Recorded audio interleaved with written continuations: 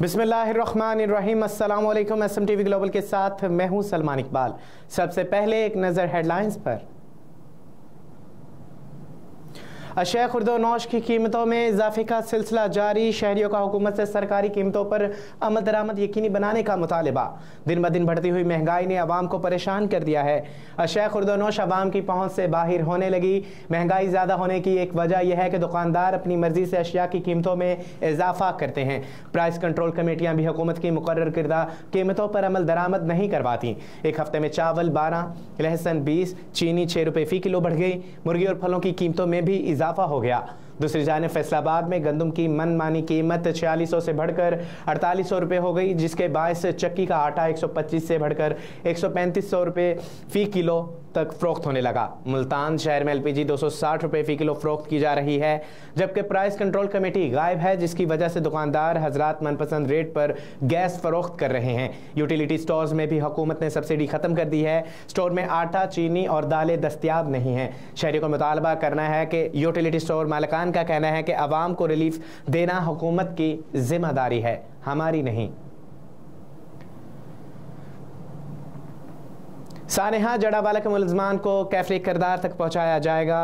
जड़ावाला के जलाओ घेराव से होने वाले नुकसानात का तमखीना लगाया जा रहा है, जिसे हुकूमत पूरा करेगी। अनवारुल हक काकड़ की खसूसी हदायत पर निगरान वफाकी वज़ीर इंसानी हकूक़ वुमन एम्पावरमेंट खलीज जार्ज ने जड़ावाला ज़िला फैसलाबाद में क्रिश्चियन बस्ती के कैथोलिक चर्च समेत मुख्तलिफ चर्चेज़ का दौरा किया। इस मौका पर उन्होंने कहा कि सानेहा जड़ावाला इंतहाई अफसोसनाक है, जिसकी साजिश बेनकाब करने समेत मुलजमान को कैफरी किरदार तक पहुँचाया जाएगा और तमाम नुकसान का अजाला किया जाएगा।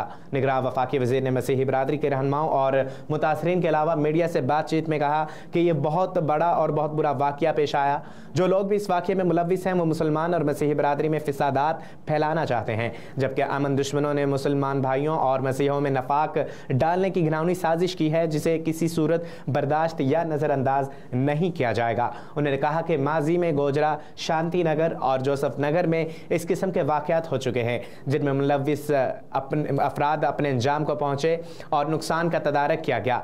अब यकीन दिलाते हैं कि जिन जिन लोगों का जो जो नुकसान हुआ हुकूमत उसका अजाला करेगी और मुसलमान को इला तफरीक कैफरी किरदार तक पहुँचाया जाएगा। खलील जार्ज ने कहा कि आप सब्र तहम्मुल से रहना और जोश की बजाय होश से काम लेना है, ताकि मज़कूरा साजिश में मुलव्विस अनासर अपने नापाक अज़ाइम की तकमील में कामयाब ना हो सकें।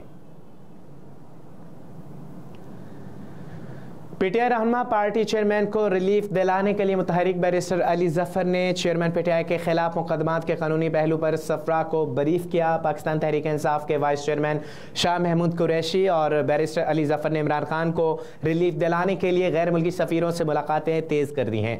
PTI रहनुमाओं ने अमरीकी, यूरोपीय यूनियन, नॉर्वे, बरतानवी और कैनेडियन हाई कमिश्नर से मुलाकातें की। गैर मुल्की सफ़ीरों से होने वाली मुलाकातों में बैरिस्टर अली ज़फ़र ने चेयरमैन PTI के खिलाफ मुकदमात के कानूनी पहलू पर सफ़ीरों को बरीफ किया।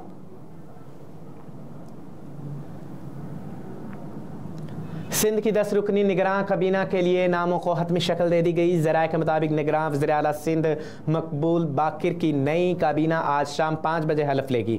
ज़राए का बताना है कि ब्रिगेडियर रिटायर्ड हारिस नवाज, मुबीन जमानी, यूनिस ढागा और बैरिस्टर उमर के नाम निगरान सूबाई काबीना में शामिल हैं।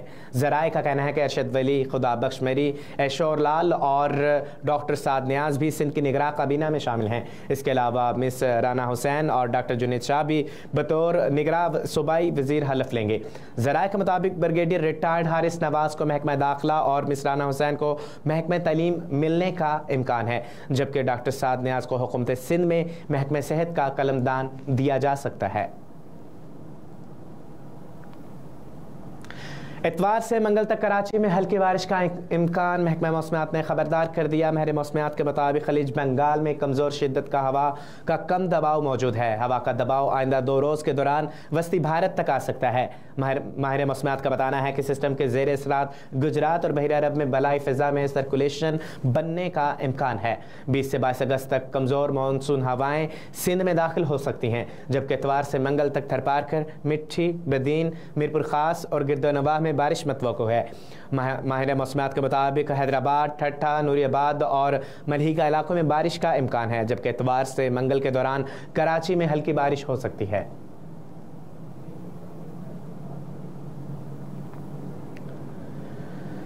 रानीपुर हवेली में वाक़या कत्ल होने वाली कंसन फातिमा की खबर कुशाई। रानीपुर हवेली में मुलाजमत के दौरान कत्ल होने वाली फातिमा की खबर कुशाई के बाद लाश बाहर निकाल ली गई। मेडिकल बोर्ड मेंबर्स जो एडिशनल मजिस्ट्रेट की मौजूदगी में मुआयना कर रही है। इस हवाले से महकमा सेहत का बताना है कि वज़ीर आला सिंध की जानिब से भेजी गई टीम के दो अरकान भी खबर कुशाई में मौजूद हैं। मेडिकल टीम में कराची और सक्खर से फॉरेंसिक डॉक्टर शामिल किए गए। महकमा सेहत का कहना है कि मेडिकल टीम इन तमाम मामलात से वज़ीर आला को आगाह करेगी। इस मौका पर रक्त-मेज़ मनाज़र भी देखने में आए जब कब्र कुशाई के मौका पर फातिमा का वालिद आंसू ना रोक सका और आप दीदा हो गया। दूसरी जानब हवेली में फातिमा का इलाज करवाने की वीडियोज़ वायरल होने के बाद पुलिस ने तफ्तीश का दायरा कार वसी कर दिया।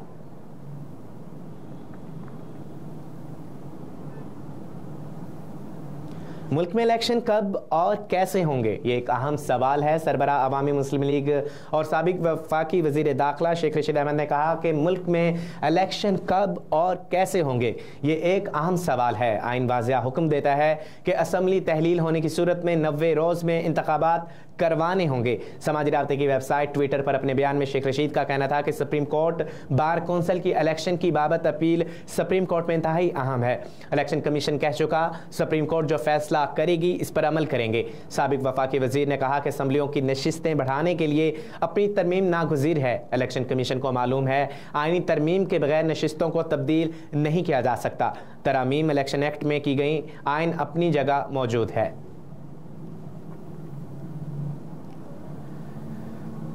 तौहीन अदालत केस, डीसी इस्लामाबाद एसएसपी पर 28 अगस्त को फर्द जुर्म लगेगी। जस्टिस बाबर सत्तार ने डीसी इस्लामाबाद इरफान मेमन और एसएसपी ऑपरेशंस के खिलाफ तौहीन अदालत केस का तहरीरी हुक्मनामा जारी करते हुए करार दिया कि शोकॉज नोटिस पर डिस्ट्रिक्ट मजिस्ट्रेट और एसएसपी ऑपरेशंस का जवाब गैर तसल्ली बख्श है। हुक्मनामे में कहा गया कि डीसी इस्लामाबाद इरफान मेमन और एसएसपी ऑपरेशंस जमील जफर पर 28 अगस्त को फर्द जुर्म आयद होगी।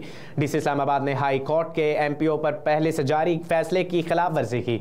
अदालत ने कहा कि जून में शहरियार के खिलाफ जारी एमपीओ हाई कोर्ट ने कालअदम करार दिया था, मगर डिस्ट्रिक्ट मजिस्ट्रेट ने शहरियार अफरीदी के खिलाफ दोबारा सिर्फ सिविल रिपोर्ट पर गैर कानूनी ऑर्डर जारी किया और डीसी रावलपिंडी का एमपीओ ऑर्डर खत्म होने पर अगले रोज डीसी इस्लामाबाद ने एमपीओ जारी किया। हाई कोर्ट ने कहा कि बादिल नजर में डीसी इस्लामाबाद ने इस कोर्ट के ऑर्डर्स की खिलाफ वर्जी की। हाई कोर्ट का ऑर्डर इंतजामिया पर लाजिम होने का तासुर देकर डीसी ने निज़ाम इंसाफ को नीचा दिखाने की कोशिश की। हाई कोर्ट के फैसले के बावजूद एग्जीक्यूटिव ऑर्डर जारी करके डीसी ने निज़ाम इंसाफ को बेकार समझा। डिस्ट्रिक्ट मजिस्ट्रेट चाहे तो दोबारा तफसीलन अपना जवाब जमा करा सकता है।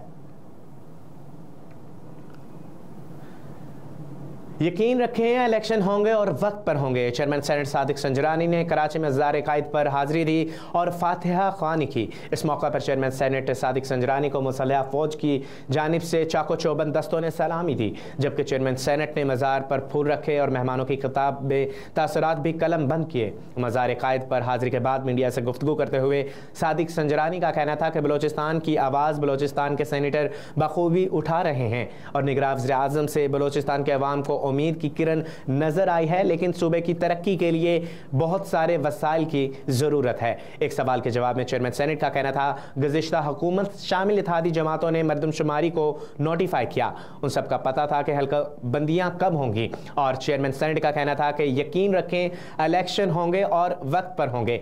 हल्का बंदियां जैसे ही मुकम्मल होंगी इलेक्शन कमीशन इंतखाबात की तारीख देगा। को मुतमईन रहे कि इलेक्शन कमीशन इंतखाबात बर वक्त कराएगा। नए संग मेल का आगाज़ अमरीका, जापान और जनूबी कोरिया के दरमियान तारीखी मुज़ाकरात। गैर मुल्की मीडिया के मुताबिक अमरीकी सदर जो बाइडन ने कैंप डेविड में जापान और जनूबी कोरिया के सरबराहान का खैर मकदम करते हुए एक तारीखी साफरी की सरबराह इजलास का आगाज़ किया।